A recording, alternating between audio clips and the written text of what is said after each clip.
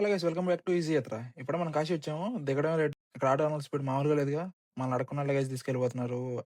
నా బాడీకి ఎంత అంటే 500 చెప్తున్నారు. అప్పుడు అన్నకి చెప్పాను. అన్న నేను కాశీ కొత్త కాదు.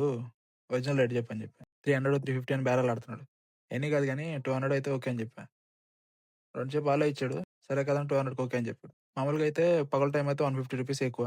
కానీ నైట్ టైం కదా మేము 12కి దిగాము. సో 200కి పర్లా. ఆటో ఎక్కినప్పటి నుంచి అన్న స్కామ్ చేద్దామని చూస్తా ఉన్నాడు. మాటలైతే మామూలుగా లేవు. నాకు తెలిసిన హోటలుంది. అక్కడైతే తక్కువ రూమ్ ఇప్పిస్తా. ఫుడ్డు అంతా ఫ్రీ. అది ఇది ధూమ్-ధామ్ అన్నాడు. అయన్నీ కాదన్నా మనకు తెలిసిన హోటలు టెంపుల్‌కి కరెక్ట్‌గా 500 మీటర్సు. అక్కడ దించేసేయి నన్ను మేము చూసుకుంటాం అని చెప్పి. ఇక్కడైతే ఫుడ్ ఫ్రీ అది ఇది టెంపుల్‌కి జస్ట్ 3 కిలోమీటర్సే. రూ. 10 ఆటోనే అది ఇది అన్నాడు.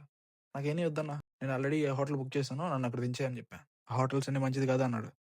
అది నేను చూసుకుంటాలే గానీ చెప్పిన దగ్గర నన్ను వదిలేయ్ అని చెప్పా. భయ్యా మీలో ఎవరైనా ఫస్ట్ టైమ్ వస్తుంటే కొంచెం జాగ్రత్తగా ఉండు. వీళ్ళ మాటలు చాలా కన్విన్సింగ్‌గా ఉంటాయి. Be careful. నెక్స్ట్ వీడియోలో మేము రూమ్ కోసం పడిన తిప్పలు చెప్తా.